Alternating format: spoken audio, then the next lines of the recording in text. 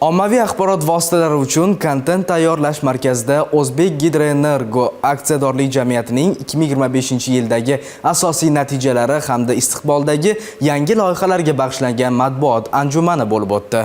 Tadbir davomida jamiyatning ijro apparati rahbar mutaxassislari o'tgan yil yakunlari gidroenergetika sohasida amalga oshirilayotgan loyihalar va kelgusi rejalar haqida ma'lumot berib, ommaviy axborot vositalari vakillarining savollariga javob qaytardi.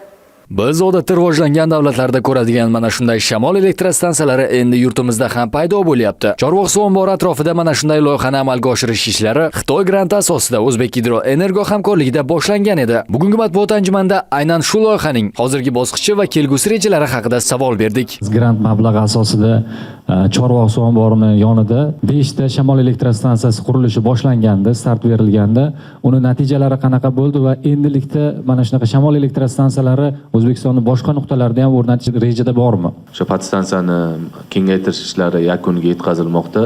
O'ylaymanki, bu bir oy ichida bu loyiha to'liq yakuniga yetkaziladi. Bu loyihani grant mablag'i bo'lgani uchun, u qarz mablag'i emas, ertaga uni qaytarish talab etmasligini inobatga olib biz shamol stansiyasini qurganmiz.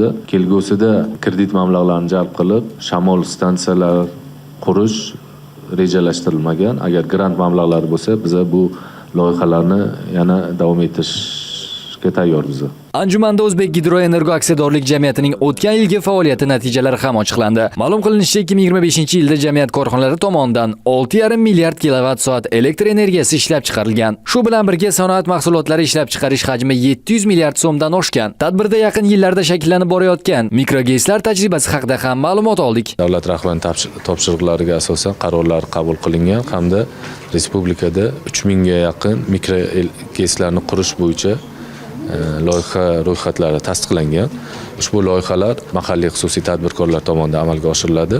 Bunda O'zbek Gidroenergo aksiyadorlik jamiyati loyihalarni texnik jihatdan aniqlash, ularni amalga oshirish imkoniyatlarini o'rganib chiqib, Energetika vazirligiga o'z takliflarini beradi. Energetika vazirligi ushbu loyihalarni auksion savdolari orqali e'lon qilib, xususiy tadbirkorlarni aniqlaydi. Bu kam suv oqimida ham ishlash imkonini beradigan GES hisoblanadi. 2026-yilda esa elektr energiyasi ishlab chiqarish hajmini 15% ga oshirish, 264 million dollar investitsiyani o'zlashtirish hamda sanoat mahsulotlarini ishlab chiqarish hajmini 935 milliard so'mga yetkazish rejalashtirilgan. Shuningdek, joriy yilda jamiyat tomonidan umumiy quvvati 152 megawatt bo'lgan 15 ta yangi ishlab chiqarish quvvatlari ishga tushiriladi. Natijada 276 ta yangi ish o'rni yaratilishi kutilmoqda. Oloyorxon Hasanov, Valuxon G'ayratov, Rahmon Zaripov, Ovoz informatsion dasturi uchun